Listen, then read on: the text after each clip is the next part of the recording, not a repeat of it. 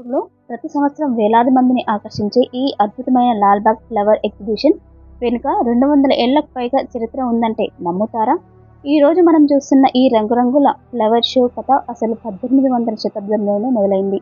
సుమారు 1760 ప్రాంతంలో మైసూర్ పాలకుడు హైదర్ అలీ లాల్బాగ్ను ఒక ప్రత్యేకమైన తోటగా అభివృద్ధి చేయడం ప్రారంభించారు. అప్పట్లో ఇది కేవలం ప్రజలు వచ్చి చూసే పార్కు కాదు, అరుదైన మొక్కలు, పూలు, చెట్లను పెంచి ఒక రాజ ఉద్యానవనం. ఆ తర్వాత హైదర్ అలీ కుమారుడు టిప్పు సుల్తాన్ లాల్బాగ్ను మరింత అభివృద్ధి చేశారు. వివిధ దేశాల నుంచి అరుదైన మొక్కలను తీసుకువచ్చి ఇక్కడ పెంచే ప్రయత్నాలు చేశారు. దాంతో లాల్బాగ్ ఒక సాధారణ తోట నుంచి బొటానికల్ గార్డెన్గా తన ప్రత్యేకతను సంపాదించుకుంది. తర్వాత బ్రిటిష్ పాలనలో లాల్బాగ్ మరింత అభివృద్ధి కొనసాగింది. మొక్కల శాస్త్రీయ వర్గీకరణ, హార్టికల్చర్, ప్లాంట్ కలెక్షన్ వంటి విషయాలను ప్రాధాన్యత పెరిగింది. ఇక లాల్బాగ్లో అందరూ బాగా తెలిసిన మరో అద్భుతం ఈ గ్లాస్ హౌస్. 1900 శతాబ్దం చివరిలో నిర్మించబడిన ఈ గ్లాస్ హౌస్ లండన్లోని క్రిస్టల్ ప్యాలెస్ నిర్మాణ శైలితో ప్రేరణ పొందింది. అప్పటి నుంచి ఇది లాల్బాగ్కు ఒక ఐకానిక్ ల్యాండ్మార్క్గా మారింది.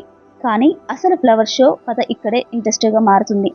గ్లాస్ హౌస్ నిర్మించక ముందు ఫ్లవర్ ఎగ్జిబిషన్ ఇక్కడ బ్యాండ్ స్టాండ్ దగ్గర జరిగేవి. తర్వాత గ్లాస్ హౌస్ ఏర్పడడంతో ఫ్లవర్ ఎగ్జిబిషన్కు ఒక అద్భుతమైన వేదిక దొరికింది. ఈ ఫ్లవర్ షో ఆలోచనకు అప్పటి ఇంగ్లాండ్లో జరిగే రాయల్ హార్టికల్చరల్ సొసైటీ యొక్క గ్రేట్ స్ప్రింగ్ షో కూడా ప్రేరణ నిలిచింది. 1912 నుంచి లాల్బాగ్ ఫ్లవర్ షోను క్రమంగా నిర్వహించే సాంప్రదాయం ఏర్పడింది. అప్పటి నుంచి ఇది బెంగళూరు నగరంలోని అత్యంత ఆసక్తికరంగా ఎదురుచూసే హార్టికల్చర్ ఈవెంట్స్లో ఒకటిగా మారింది. 1951 నుంచి ఫ్లవర్ షోకు రిపబ్లిక్ డే, ఇండిపెండెన్స్ డే వంటి జాతీయ వేడుకలతో అనుసంధానం చేయడం జరిగింది. అందుకే ఈరోజు లాల్బాగ్లో మనం సాధారణంగా సంవత్సరానికి 2 సార్లు ఫ్లవర్ షోను చూస్తున్నాం. ఒక్కడే రిపబ్లిక్ డే సమయంలో, మరొకటి ఇండిపెండెన్స్ డే సమయంలో. ప్రతి సంవత్సరం ఫ్లవర్ షోకు ఒక ప్రత్యేకత థీమ్ ఉంటుంది. ఆ థీమ్ ఆధారంగా వేలాది పూలతో భారీ floral decorations, historical personalities, cultural symbols, famous buildings లేదా ప్రత్యేకమైన కథలను రూపొందిస్తారు. అంటే ఇక్కడ పూలను కేవలం అందంగా అలంకరించరు, పూలతో ఒక కథ చెబుతారు. ఒక సంవత్సరం చరిత్రలోని గొప్ప వ్యక్తిని పూలతో చూపిస్తే, మరో సంవత్సరం జాతీయ సంస్కృతి, సాహిత్యం లేదా ప్రకృతి ఫ్లోరల్ స్కల్ప్చర్ను రూపంలో చూపిస్తారు. ఇటీవల జరిగిన ఫ్లవర్ షోలో కూడా ఇలాంటి ప్రత్యేక థీమ్లు కనిపించాయి. ఉదాహరణకు 2026 రిపబ్లిక్ డే